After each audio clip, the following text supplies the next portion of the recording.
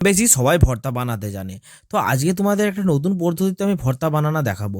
যেটা তোমরা বানালে ১ থালা কেন তোমরা সেটা দিয়ে ১০ থালাও ভাত খেয়ে নিতে পারো। তো এই প্রসেসটা তোমরা ফলো করবে। খুবই সিম্পল প্রসেসে আজকে ভর্তা বানানো দেখাবো। তো চলো ভিডিওটা শুরু করা যাক। তো প্রথমে দেখতেই পাচ্ছ আমি ৩ পিস মাছ নিয়ে নিয়েছি। এগুলোকে ভালো মতো আমাদেরকে একদম স্লো ফ্লেমে এগুলোকে ভালো মতো করে ভেজে নিতে হবে। ভাজাটা খুবও শক্ত চলবে না, আবার খুবও কাঁচা চলবে না। মিডিয়াম যেমন ভাজাটা থাকে, যাতে মাছটা আমাদেরকে চকুড়তে সুবিধা হয়।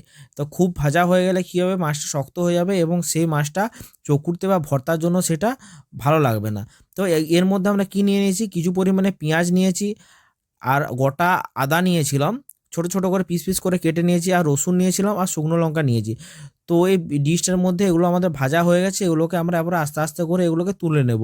তুলে নেওয়ার পর এগুলোকে কী করতে হবে, কিছুক্ষণ আমাদেরকে ঠান্ডা করতে দিতে হবে। যাতে ঠান্ডা হয়ে যাওয়ার পর আমাদের এই যে ভর্তার রেসিপিটা সেটা আমরা চালু করতে পারবো।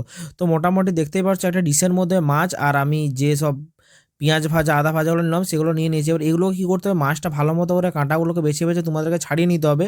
কেন এটা খুবই একটা সাবধানে তোমাদের করতে হবে, যেন কাঁটা যদি রয়ে যায় তোমাদের হাতে লেগে যেতে পারে।